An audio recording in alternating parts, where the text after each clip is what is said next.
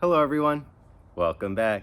I got some really good ones for you today on this Thursday, February 23rd, 2023.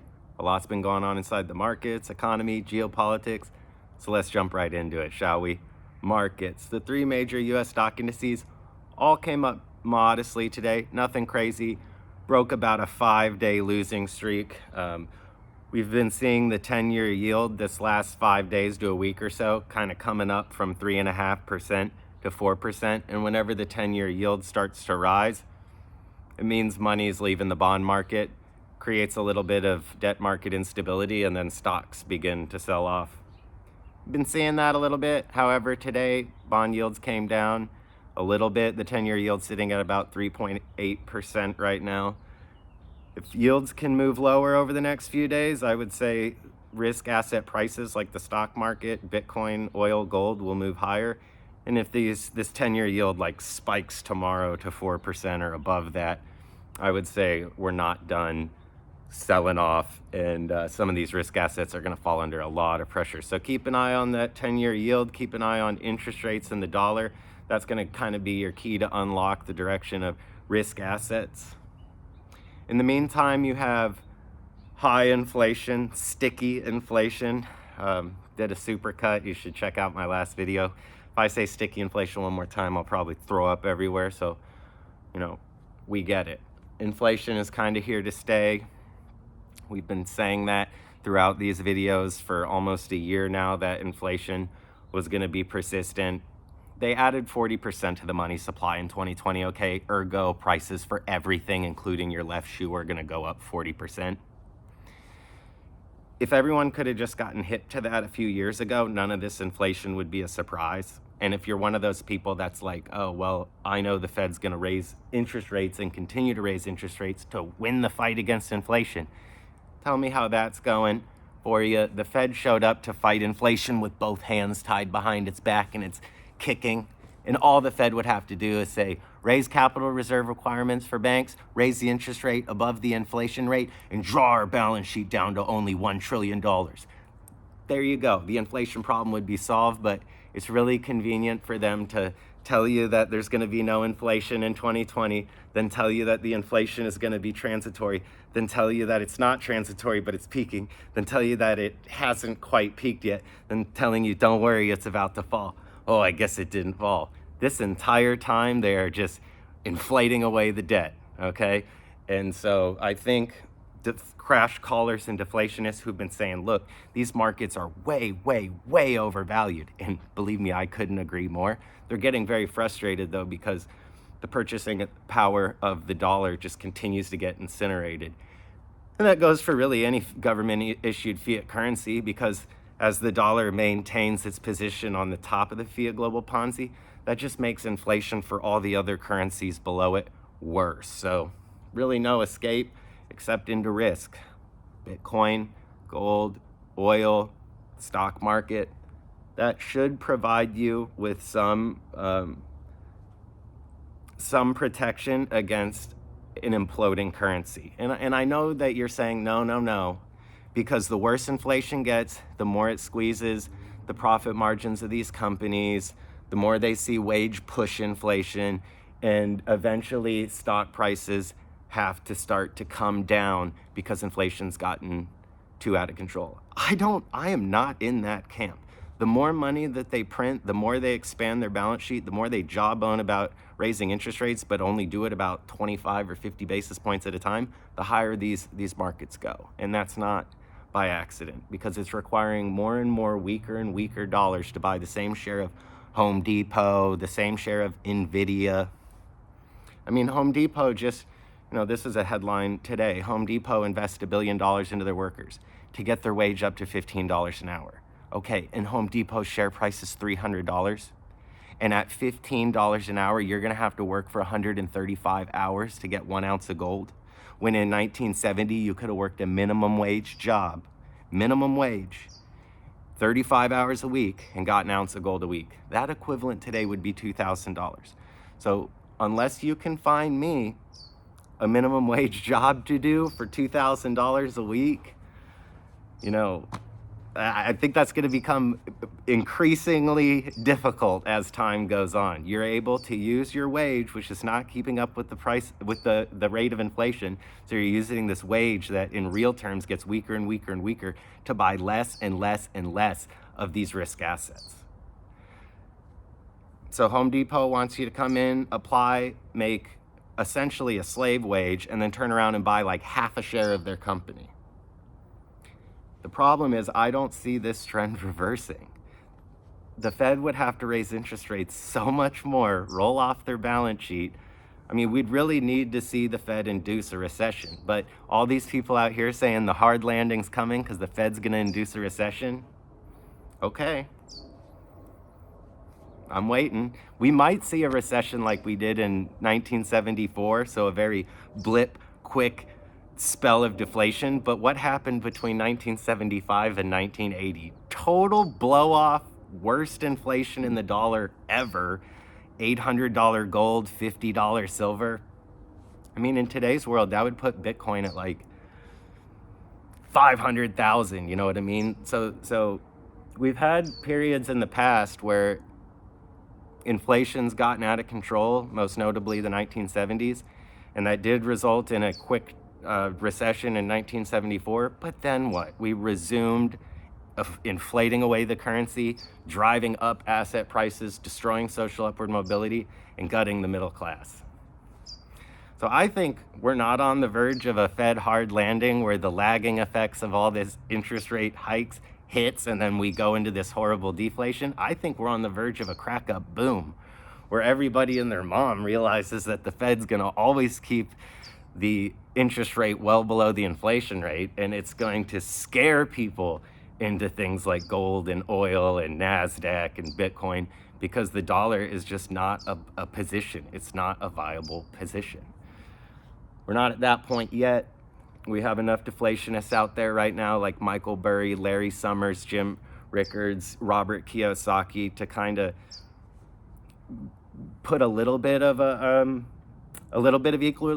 equilibrium in the market because they have their whole deflationary tailwinds that they claim are going to keep inflation in check because we're looking at a market crash. So we have like plenty of people at the table right now that are deflationists and plenty of people at the table right now that are inflationists. And ultimately, although I could be totally wrong and throw garbage at me if I am, and I kind of hope I am wrong, I think the inflationistas are going to win out.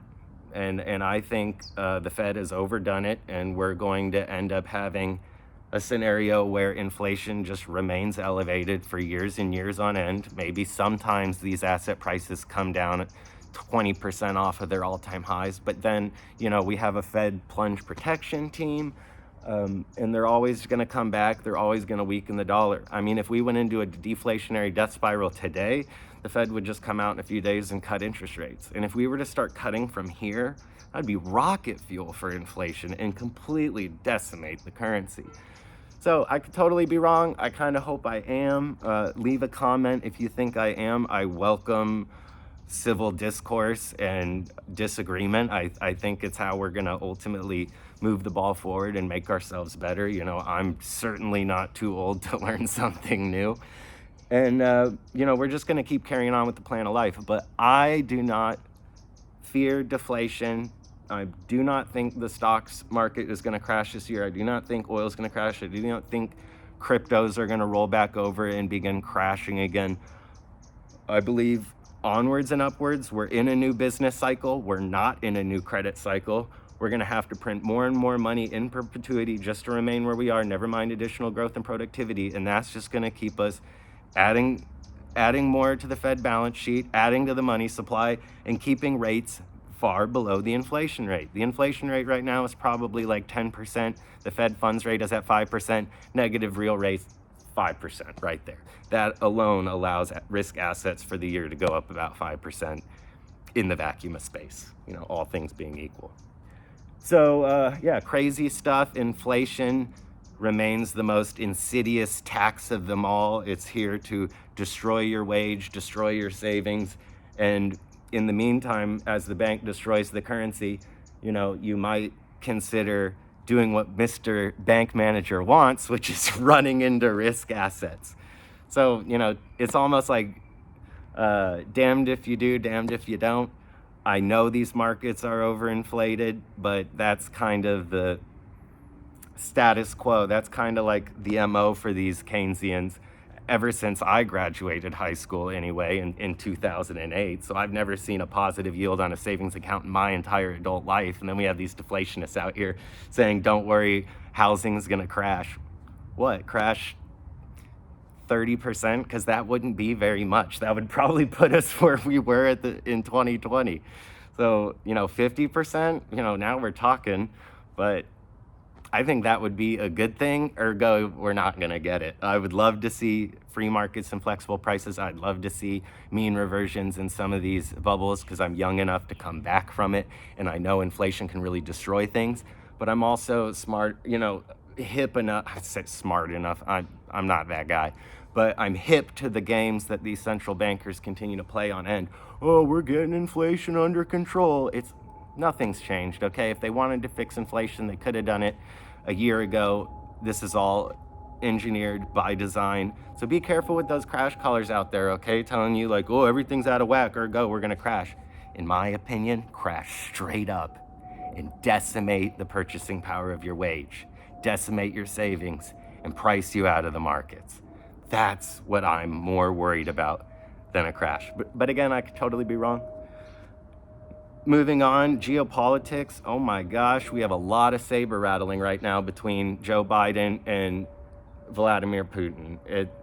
They're both giving speeches that remind me of 2003 Bush's State of the Union, like just a lot of saber rattling, both trying to get more young boys to go into the meat grinder. So looks like Putin doesn't want to give up the 20% of Ukraine that he's taken, and it doesn't look like he's going to. And it looks like Joe Biden's ready to fight Russia down to the last Ukrainian.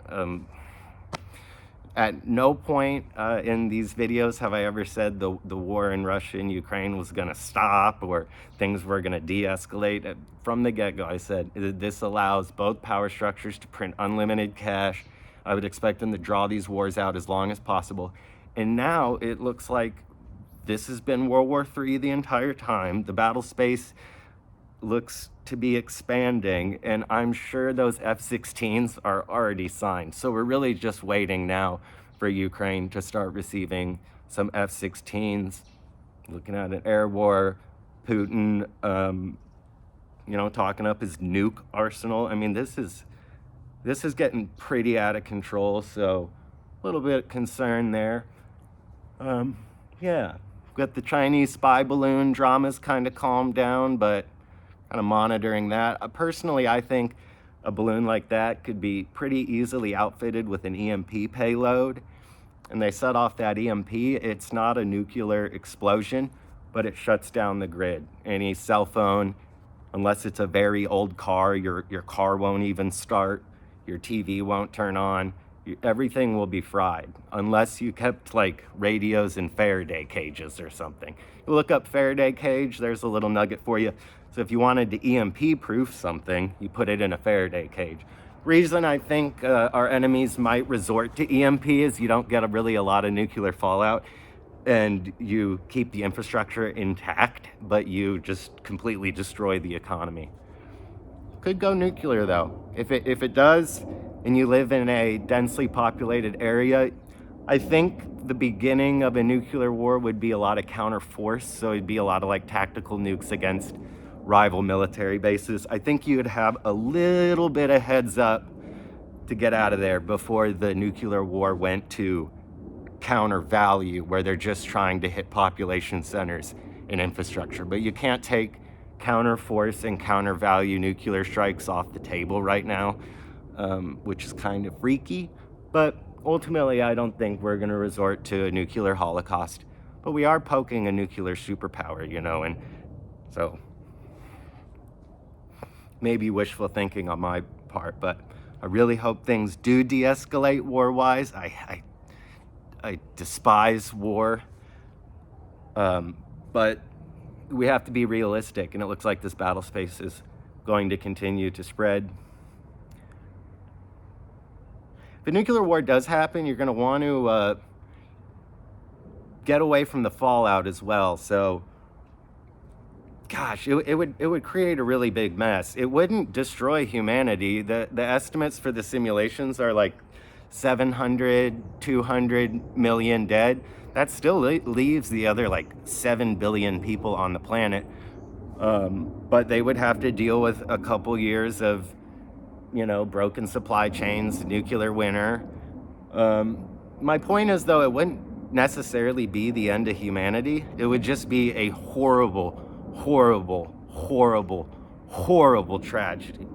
And I really hope that leadership on both sides can see that and really stay away from anything like EMP or nukes.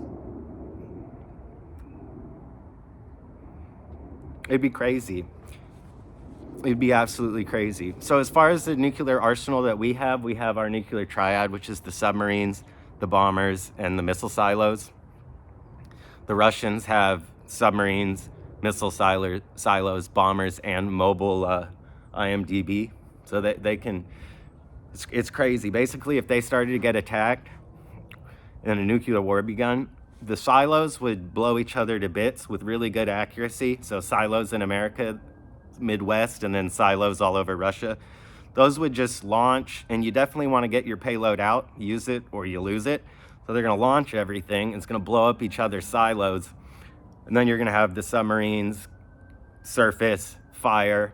Those missiles hit a lot quicker, about 15 minutes instead of 30 using the silos. And you have the bombers going in. And a lot of the bombers, they don't just drop a bomb that goes down and blows up. A lot of them have a cruise missile. So the bomber gets within, 2,500 miles of the border, shoots the cruise missile, and then they head back to base and the cruise missile finishes the job. And then Russia has the mobile IMDBs. So while all this is going on, they have these little one rocket trucks just kind of driving around in the wilderness, waiting to get their order to stop and fire their one missile. It's only one missile for the mobile IMDBs, but I mean, only 1 kiloton warhead. You know what I mean? It's absolutely out of control. But I do want you guys to know kind of what we got in our arsenal and what they got and what that would look like. They would do counter force first, so they would be blowing the hell out of each other's military bases. And then between counter force and switching to counter value, if you're living in a city, you need to get out of there, like way out of there. Head south. The nukes are going to be all fired over the poles. I think the Midwest is going to be totally screwed with nuclear fallout if that were to happen. So I'd probably go to Mexico. I'd get out of here. So that's some dark stuff we just talked about, but we can't ignore it, okay? We have Putin suspending his nuclear treaties with the West. It's getting really, really weird. We have basically World War III escalating and both have nuclear power, so. Good for the military-industrial complex, but that's it. That's kind of what I take from that. So that'd be some pretty freaky stuff, but, don't have a plan, but don't live in fear, okay? Don't do it. Never rattle.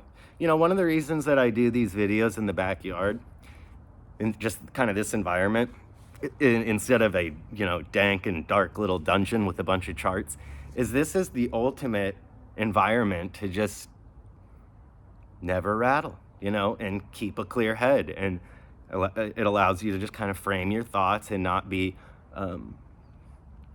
deafened by the noise and by all these small little data points. If I were managing $10 billion right now, I wouldn't take it to Wall Street.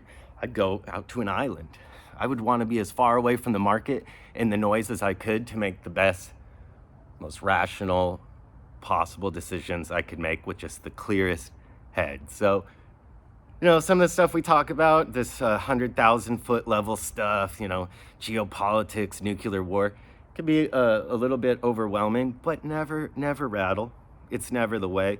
It's not going to serve you well. Stay cool, calm, collected, kind of aware, know what you're up against, and plan accordingly. That's really all I got for you for right now. Got dark there with the nuclear stuff. Guys, I'm not predicting a nuclear war, okay? This isn't like a prepper channel. I don't like to create an environment of doom and fear porn, and we're just gonna sidestep that, because by keeping a cool level head and just taking in the information, synthesizing it, and making the best possible move, that's gonna result in the best possible outcome. So stay cool, stay calm, stay collected, never rattle. Keep an eye on these power structures, though, that are getting ready to go to war with one another, really ramping that up. And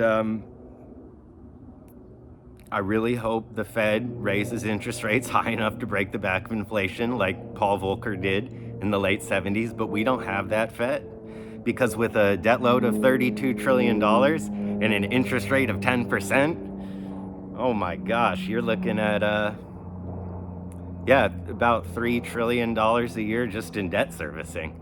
And what's to say a Fed funds rate of 10% would do the trick in breaking the back of inflation.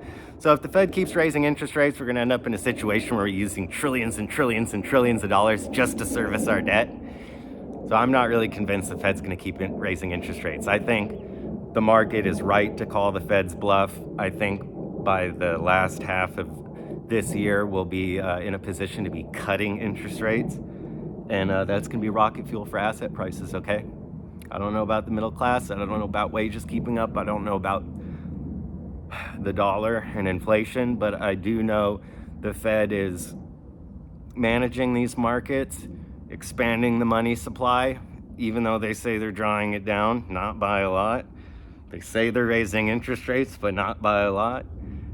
And it's just kind of what you're stuck with. So I guess you could say overinflated markets remain hyperinflated, and that's par for the course.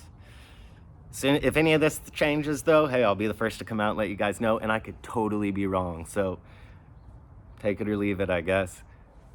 Let me know what you guys think, but that's just kind of where I'm at with everything. And we're going to be all right. We're going to keep going. Have a great Friday tomorrow and a wonderful weekend. And you guys are awesome. Like, subscribe, share, comment, whatever. Till next time.